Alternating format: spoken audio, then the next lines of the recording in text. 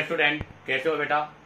तो देखिएगा बेटा, हमने लास्ट वीडियो में एप्लीकेशन ऑफ हाइपर कॉन्जुगेशन के बारे में डिस्कस किया था।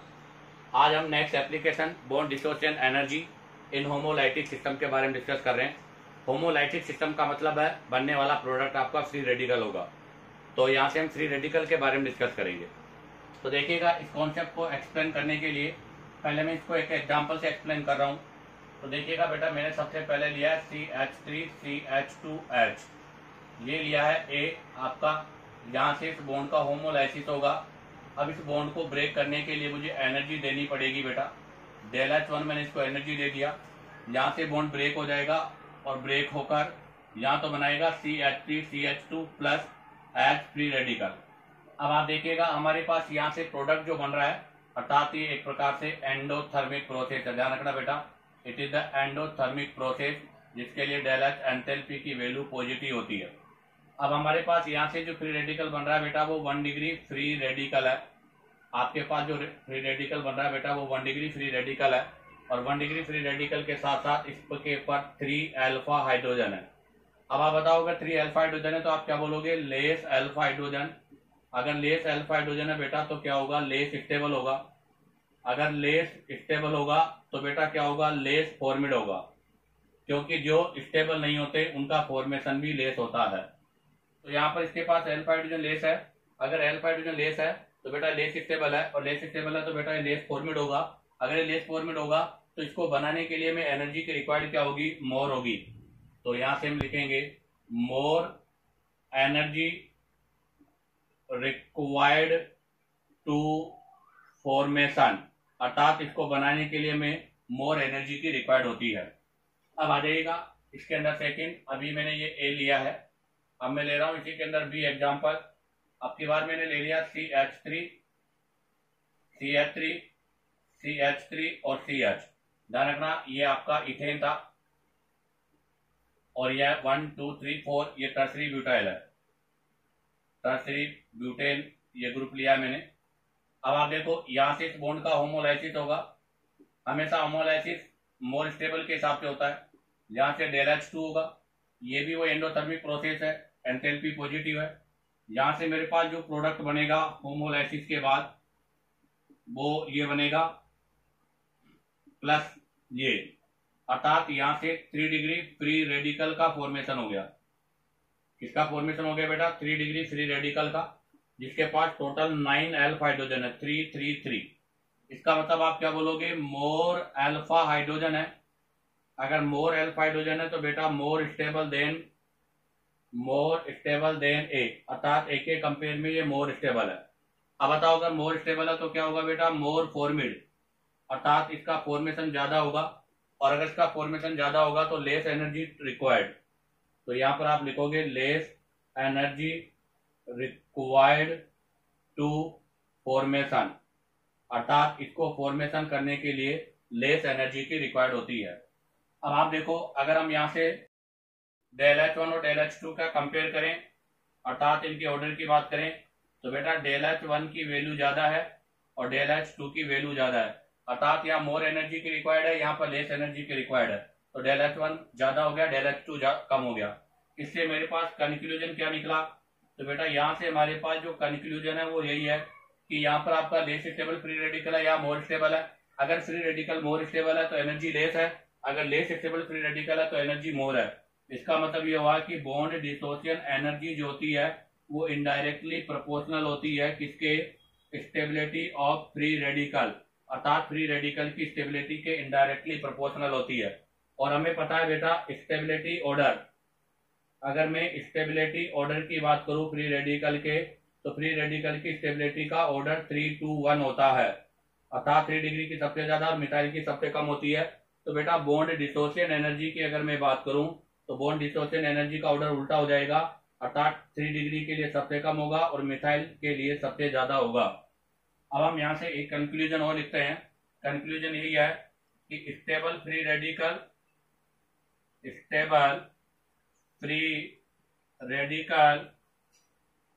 Formed easily hence less bond dissociation energy. तो ध्यान रखना बेटा, अगर मोर स्टेबल फ्री रेडिकल का फॉर्मेशन होगा तो वहां पर आपका बॉन्ड डिसोसिएशन एनर्जी क्या होगा, लेस होगा। अब आप चाहो तो यहाँ से इसका स्क्रीनशॉट ले लीजिएगा। इसका कंक्लूजन कंप्लीट होता है। अब हम यहाँ पर इससे रिलेटेड कुछ क्वेश्चंस के बारे में डिस्कस करेंगे। तो देखिएगा बेटा, अब हम यहाँ से इससे रिलेटेड एग्जांपल्स के बारे में डिस्कस करेंगे। सबसे फर्स्ट क्वेश्चन है, in the given compound less bond dissociation energy for CH bond by homolytic fission. आपको यहाँ होमोलाइटिक फिशन करना है, उसके बाद में बताना है किसके अंदर लेस बॉन्ड डिसोसिएशन एनर्जी है। बेटा लेस बॉन्ड डिसोसिएशन एनर्जी से मतलब है हाईली स्टेबल आपका क्या बनना चाहिए, फ्री रेडिकल बनना चाहिए। तो यहाँ पर कॉन्सेप्ट क्या लगेगा, कॉन्सेप्ट लगेगा हाईली स्टेबल फ्री रेडिकल। अगर हाईली स्टेबल फ्री रेडिकल होगा तो बेटा उसके लिए बॉन्ड डिसोसिएशन एनर्जी की वैल्यू क्या होगी, लेस होगी। आप देखिएगा सबसे पहला बेंजीन गिवन है बेटा।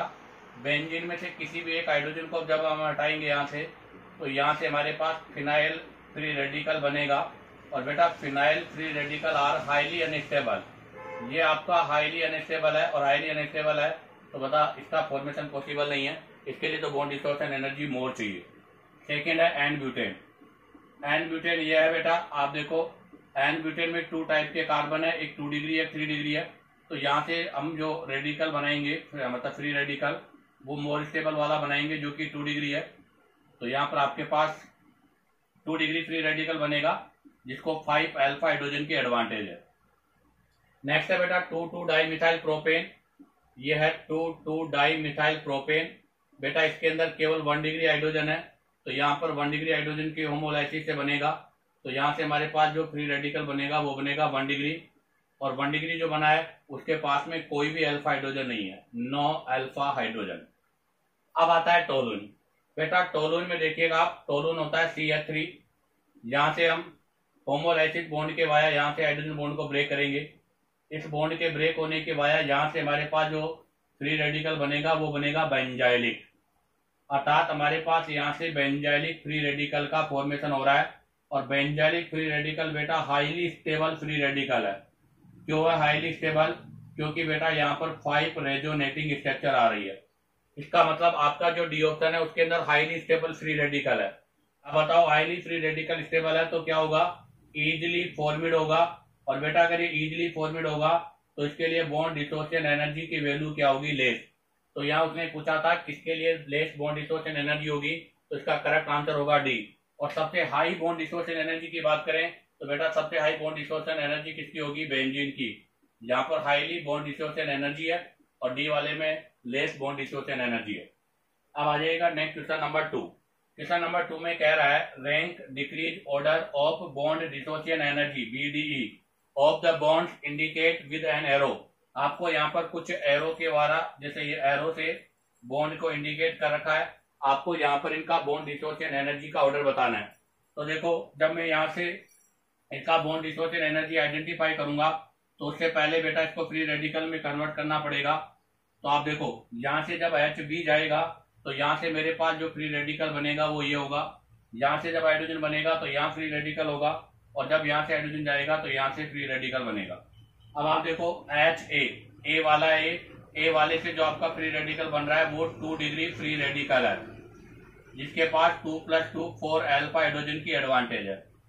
आपके पास यहाँ से ये C वाला है, और C वाले से जो बन रहा है बेटा वो आपके पास 3 डिग्री फ्री रेडिकल है, जिसके पास 2 + 2 4 और 3 7 अल्फा हाइड्रोजन की एडवांटेज है।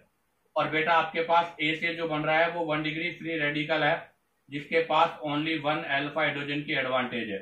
तो अगर हम यहाँ पर स्टेबिलिटी की बात करें तो यहाँ पर सबसे पहले स्टेबिलिटी की बात करेंगे बेटा हम। स्टेबिलिटी से बॉन्ड डिसोसिएशन एनर्जी डिसाइड होगी। तो अगर स्टेबिलिटी की बात करें तो सबसे ज्यादा स्टेबल होगा बेटा HC के बाद में स्टेबल होगा बेटा HA, और HA के बाद में स्टेबल होगा बेटा HB। तो यहाँ पर बॉन्ड डिसोसिएशन एनर्जी का इनडायरेक्टली प्रोपोर्शनल है, अर्थात HC का बॉन्ड डिसोसिएशन एनर्जी सबसे कम होगा और HB का बॉन्ड डिसोसिएशन एनर्जी सबसे ज्यादा होगा। क्योंकि यहाँ पर 3 डिग्री मतलब C से बनेगा 3 डिग्री, A से बनेगा 2 डिग्री और B से बनेगा 1 डिग्री। तो इसका आंसर है बेटा ये। अब आ जाएगा next question number 3। Question number 3 में आपको स्ट्रक्चर गिवन है बेटा। इस पर कह रहा है कि the correct order of abstraction of hydrogen toward the homolytic fission. आपको यहाँ पर इसका होमोलाइटिक फिशन करना है, और होमोलाइटिक फिशन के लिए करेक्ट ऑर्डर आपको बताना है। तो आप देखो जब इसका होमोलाइटिक फिशन करेंगे तो हमारे पास यहाँ से क्या क्या ऑक्टेन होगा। तो देखिएगा मैं इसका स्ट्रक्चर बनाकर आपको रिप्रेजेंट कर रहा हूँ। तो इसका दोबारा स्ट्रक्चर रिप्रेजेंट कर रहा हूँ बेटा। आप देखिएगा ये रिंग है, यहाँ पर डबल बॉन्ड है, एक फ्री रेडिकल यहाँ बनेगा, एक फ्री रेडिकल आपका यहाँ बनेगा, एक फ्री रेडिकल यहाँ बनेगा, एक फ्री रेडिकल यहाँ बनेगा, एक फ्री रेडिकल यहाँ बनेगा बेटा। अब आप देखिएगा ये वाला जो है ये 5 नंबर का है, और यहां से जो हमारे पास फ्री रेडिकल बन रहा है वो 1 डिग्री फ्री रेडिकल है।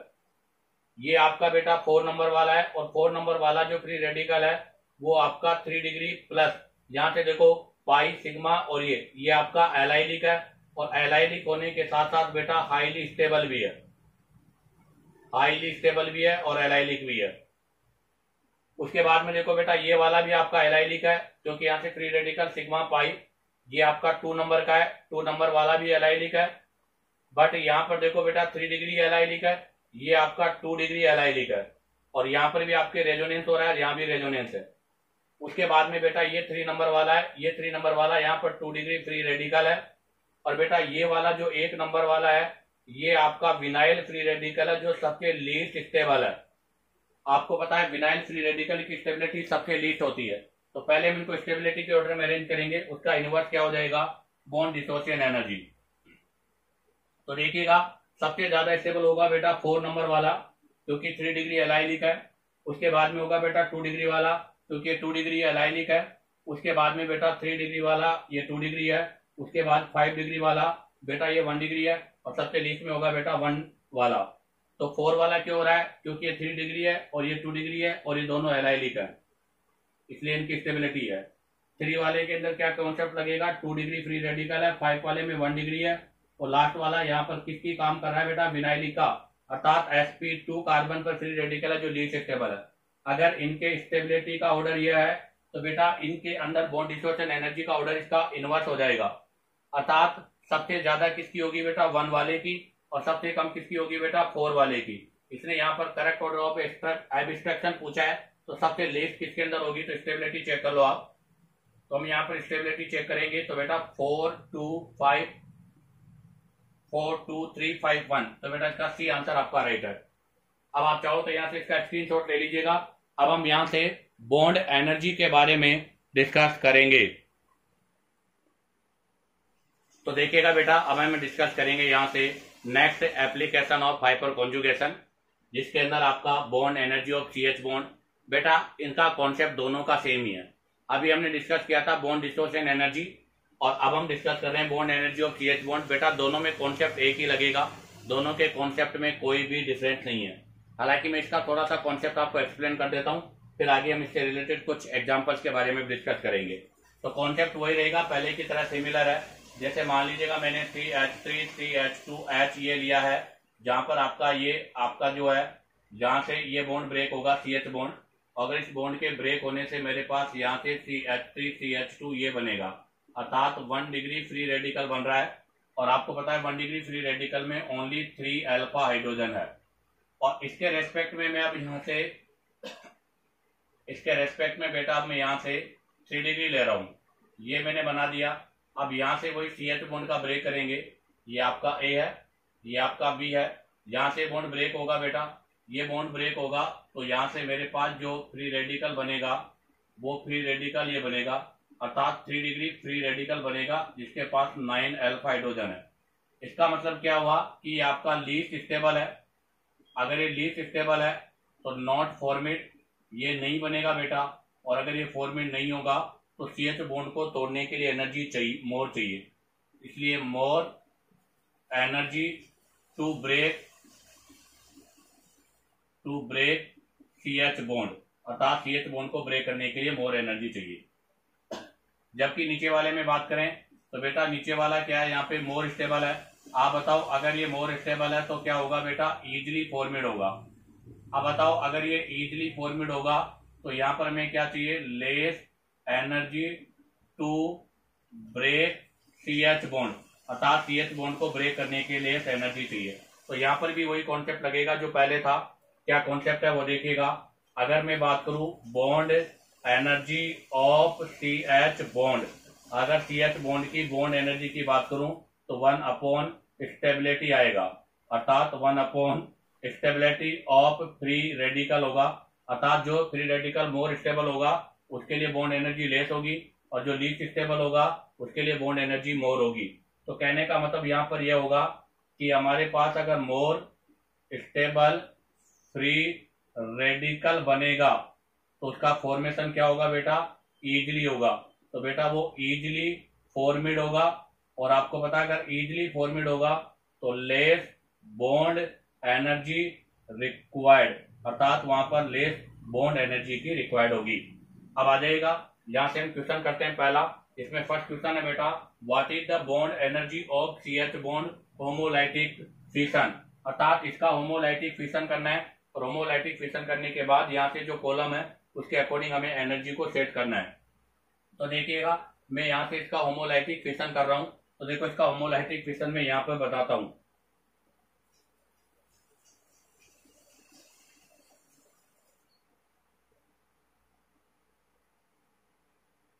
ये मैंने कर दिया होमोलाइटिक फिशन। तो आप देखो पहला HD है, ये वाला D है, और यहाँ पर आपका जो फ्री रेडिकल बनेगा वो बनेगा बेटा 2 डिग्री प्लस एलाइलिक, क्योंकि फ्री रेडिकल सिग्मा पाई। उसके बाद में बेटा ये वाला आपका जो पॉइंट है वो A पॉइंट है, और A वाला जो बनेगा बेटा फ्री रेडिकल, ये बनेगा बेटा विनाइलिक फ्री रेडिकल, अर्थात free radical on sp2 carbon, और sp2 कार्बन पर सबके लीस्ट होता है।